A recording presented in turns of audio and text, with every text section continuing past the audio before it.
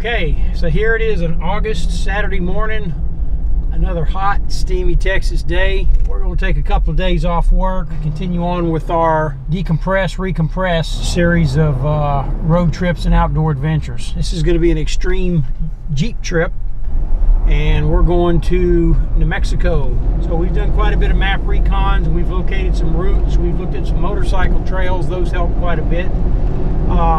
We've plotted some GPS coordinates. One thing that we're not sure of is, does any of this cross reservation land? It doesn't appear that it does.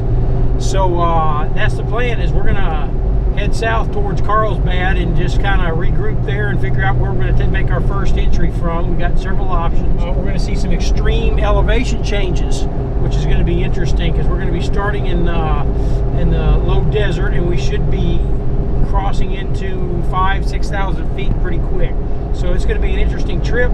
We'll talk to you a little bit about what we're packing for this trip.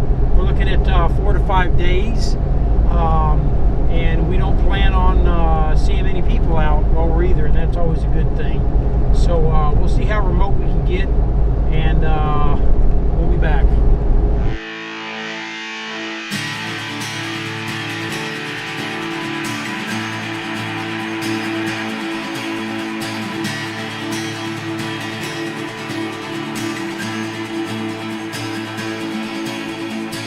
Okay, so a lot of times I'm asked, what do I carry when I'm on the road as far as firearms and for trips like this, and can one carry in some of these areas? Now, a lot of the national forest lands allow open carry, but just check that before you go. Yes, when I'm in the outback country, I do carry my Glock 19.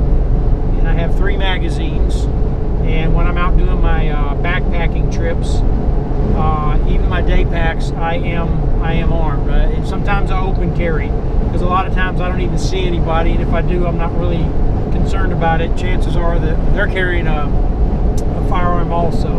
Here in the Jeep, up on top of my roll bar, I have my Rossi Puma 357 Magnum lever action carbine, and that's mainly my defensive rifle that I carry. And I'm asked, well, why don't you carry an AR-15? Well, first of all, I'm not looking for a fight. And let's just say if that AR-15 were to get stolen or something like that,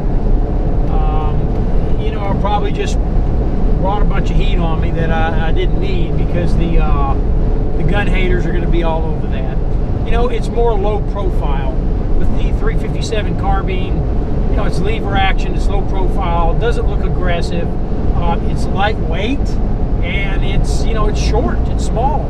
So it's easy to conceal. If I want to carry it like on a scouting pack or something like that, I can carry it. If I want to hunt with it, I can hunt with it.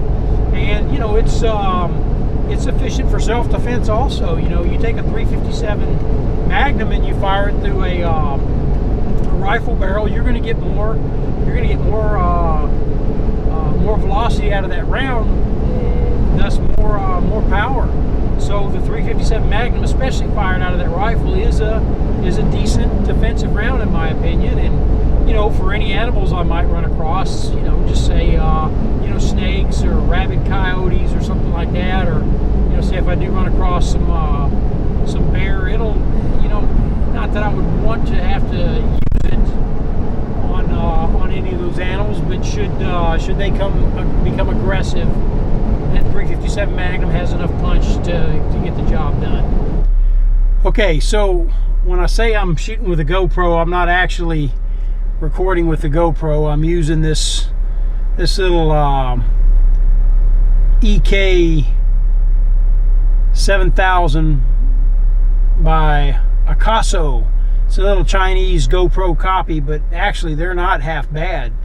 So I've got 2 of these that I'll be using out in the field, and it's a lot easier to carry one of these along than it is my Sony. The Sony's pretty compact, but still, it's you know, it's definitely a higher end camera. So the 2 types of cameras I'm going to be shooting with are these little Akasos, and then of course for my primary camera I'm going to be using the and I'm filming it here, doing a little 2-camera move. I'm going to be using the Sony AX5 III, and you can see I've got it mounted in a tripod in order to kind of stabilize what I'm doing in the front seat there, and I can shoot out the window and then I can detach. I'm going to try to get a lot of tripod footage on this also. So that's the setup that we're using right there. The Sony AX53 will be shooting in 1080 60p, and then the Akaso, this little Akaso that I've got right here, action cam, little GoPro copy so to speak, and I'll be shooting in 1080 60p with it also. So just to give you a little information on how we're running that. A little different than how I started out back in the old days with 3/4 inch machines and video cameras that were too big to fit in this front seat, but it's come a long way. So we're going to try to get you some good images and some good footage of the backcountry New Mexico. So we're 17 miles from Carlsbad, and you can see we got some weather coming up. Made it to Carlsbad. And what I'm fixing to do now is I'm plugging in my first GPS coordinate, my first waypoint.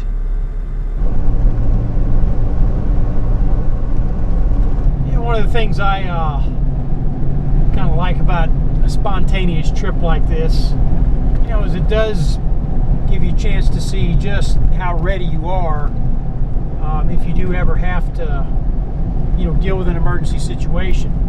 So most of my gear I keep in my Jeep. As you'll see on this trip, I'll be working out of 2 packs. I've got my 3-day patrol pack, and then I've got my 1-day pack. And I use my 1-day pack for day hikes and things of that nature. So you'll see me running out of both of those packs.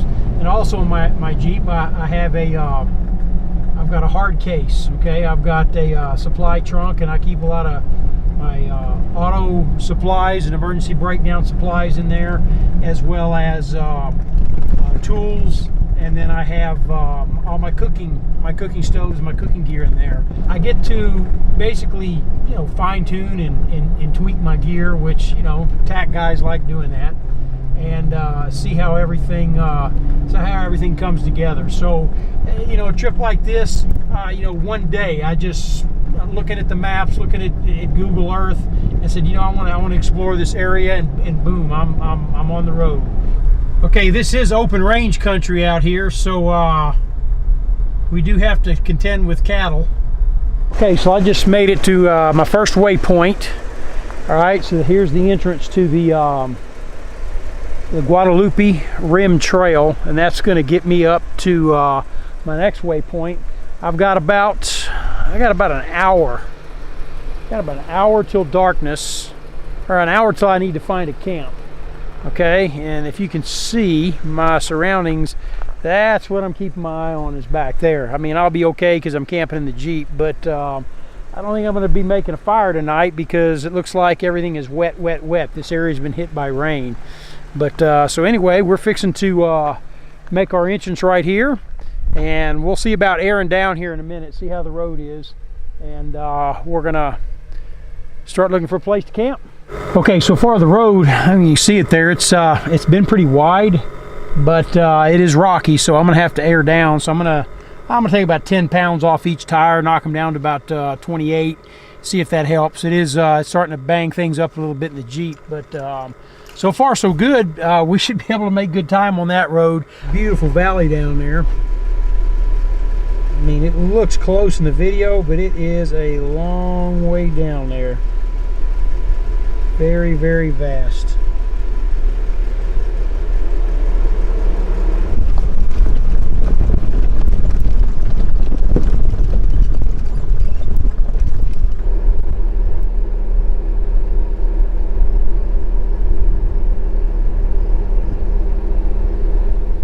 On a ridge line out here, I got phone service, thank goodness, and we got rainstorms everywhere out there, as you can see. So I'm going to get you some views of the surroundings here and let you check it out.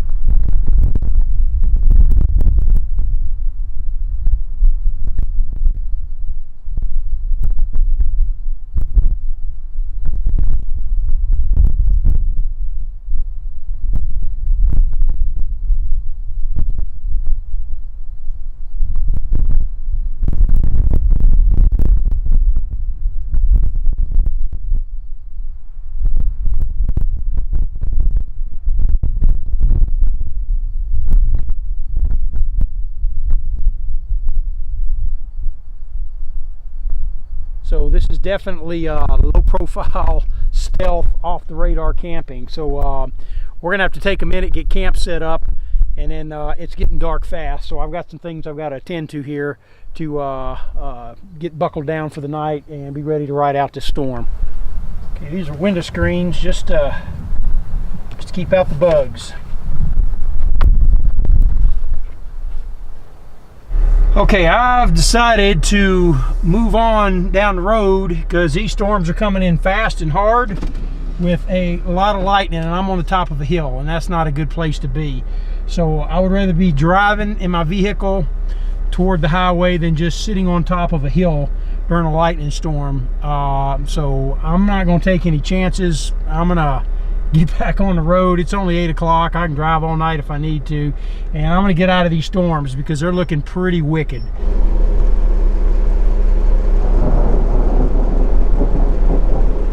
That's why I broke camp right there.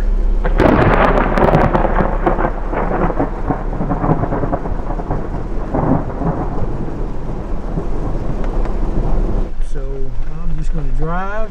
Here comes the rain. Yeah. All right, we're gonna get our 2 hands on the wheel. All right, so now you see what I'm dealing with here. I wouldn't even have had time to get my camp set up. I'd have just been sitting in the driver's seat watching the rainstorm, so I can watch the rainstorm while I'm driving, make some time.